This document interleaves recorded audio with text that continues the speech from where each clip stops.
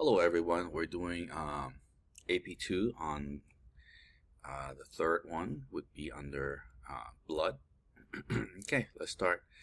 Okay, blood is a cell, okay, and its function, we're going to see in this second chapter, function of the blood. One of them is transportation. It helps transport nutrients, gases, of course CO2 and oxygen, and waste and all that stuff. Defense. So inside blood, it's not just red. Okay, white blood cells has a bunch of things in there. Lots of leukocytes. Leukocytes are white blood cells, and platelets. Whenever we're injured ourselves, homeostasis is also one of the function of the blood by regulating temperature, pH, and water content when it comes to blood pressure. And you guys remember, blood is also a type of connective tissue.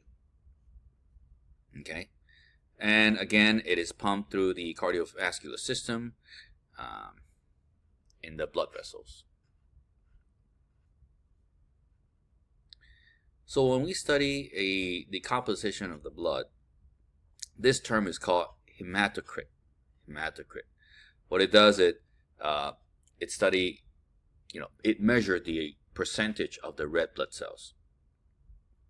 So here, you can see here's a normal blood, anemia. Anemia, there is less red blood cells, and polycythemia, there is too much red blood cells.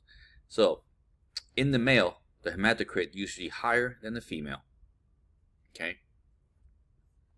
So when the blood is centrifuged, okay, the heavier content goes on the bottom, and what is left is plasma, okay, a buffering coat. Okay, these are white blood cells and platelets, and down here would be your hematocrit. Okay, that's what you measure.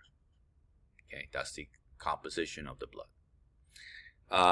So the buffering coat is less than 1% of your whole blood. Okay.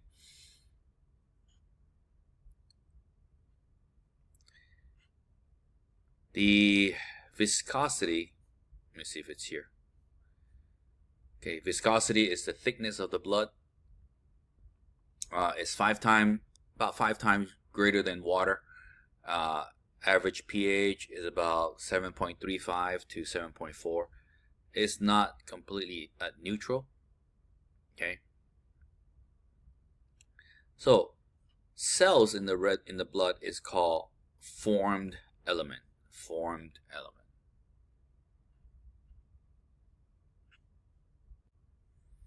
As we can see here, form element is 37 to 54%. Okay, and red blood cells consist of 99% of this whole number. Leukocyte, again, white blood cells, and then platelets is less than 1%. And these are the white blood cells that we'll be studying, the red blood cells. Okay. Types of white blood cells is some got granule, and some of them don't have granules, and we need to know all of them very, very soon. Comes from the red bone marrow.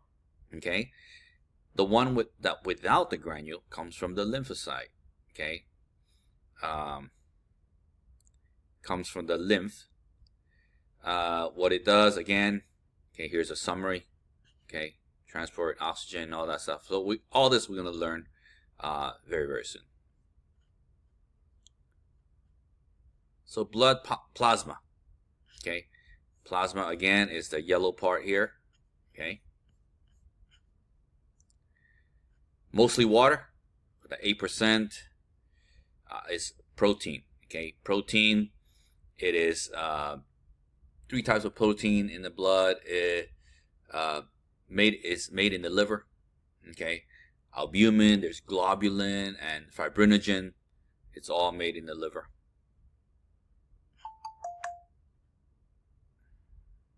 Oh, here it is. Plasma protein made by the liver. Okay, albumin, globulin, and then there is fibrinogen. Fibrinogen. Okay, fibrinogen is for blood clotting. Okay, albumin. Okay, the main is to maintain osmotic concentration. You remember osmotic concentration is, dealing with the osmosis. Okay, it's also a transport vehicle for fatty acid. Okay, and steroid. Globulin, you will hear a lot of these. Immunoglobulin. Okay, immunoglobulin is for response of the immune system. And again, fibrinogen is for blood clot.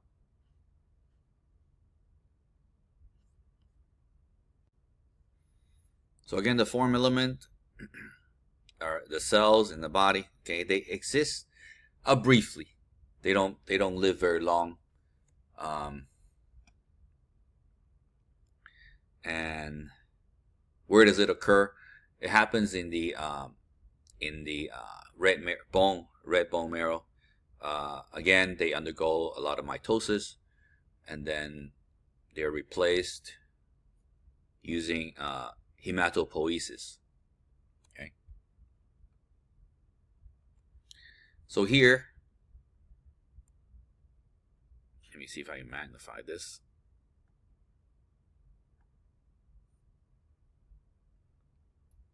So this chart, okay, you need to know them, and we're going to go over them. Let me see if it's now or later. Anyway, I'll give you a brief introduction to this. So this is the multipotent hematopoietic cell. Okay, it will replicate one cell. Okay, and go back to that way. And this one is the one that will differentiate into myeloid stem cell and lymphoid stem cell. Myeloid stem cells will then differentiate into these ones, and these one will form these guys, and this one will form the lymphoblast, and then the T cell and the B cells. So this chart, we will be studying it extensively very, very soon. Okay. So here's a family tree. Okay. Hematopoietic stem cells. Hematoblast is exposed to a chemical, okay, which is the hematopoietic growth factor. Lymph cell, which is down here, include the B cell, T cell, and natural killer cells right here. The myeloid stem cells will include all these: erythrocyte, megakaryocyte, megaloblast, and all this. Okay. So what is hematopoietic growth factor? You guys remember erythropoietin? Erythro is red blood cells. Okay, and where is it made? So this is what makes red blood cells. Okay, it is made in the red bone marrow. Okay, red bone marrow. It is produced in the kidneys in response to where why do we need to make red blood cells? Is when we have a low either oxygen level, okay, or anemia, or some type of cancer, or even hemorrhage, right? Thrombopoietin is to make thrombos. Thrombos are what help you with blood clots in the liver and kidney. Cytokines, lots of cell-produced cytokine. Colony stimulating factor, CSF, and interleukins, two kinds. Now, don't get this CSF confused with the fluid in the brain. Interleukin is a type of signaling. It tells other cells to come over or do things. So it's a signaling molecule.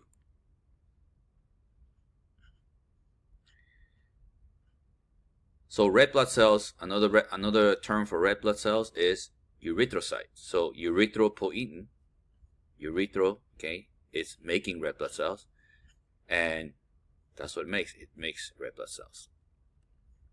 So red blood cell is 95% of the form element. Okay, again, form elements are the cells in the blood. Okay, there are roughly 700 to 1 leukocyte. So 700 red blood cells to 1 white blood cells. Okay, and about 17 red blood cells to 1 thrombocytes, which is what makes the blood clots and all that. Okay, 25% of the body, they live a fleeting, fast-paced life. Okay, what do they look like? Donut shape. Okay, what happens to the organelle? You see the hole.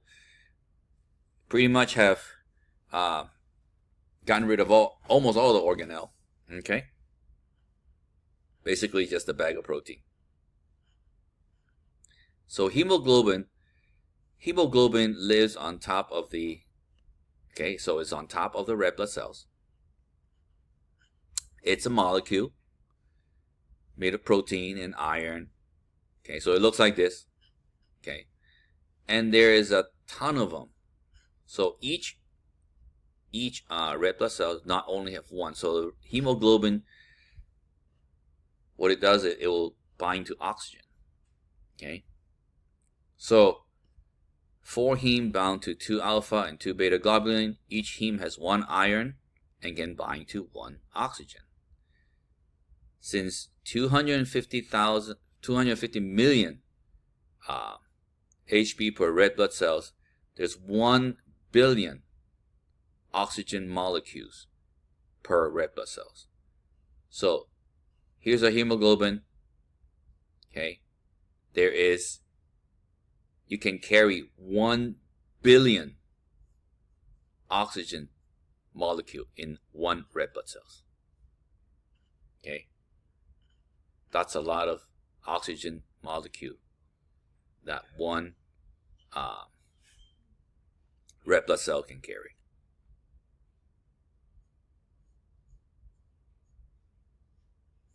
Let's see. So here, so again, when the blood is saturated, it's got lots of oxygen, it's bright red. When it's deoxy, that means there's no oxygen in it. It is dark red. It is not blue. Okay, remember, it is not blue. When the body needs it, it will release the oxygen. Okay, then after it's released, it will bind to carbon dioxide and pick it up and exchange it.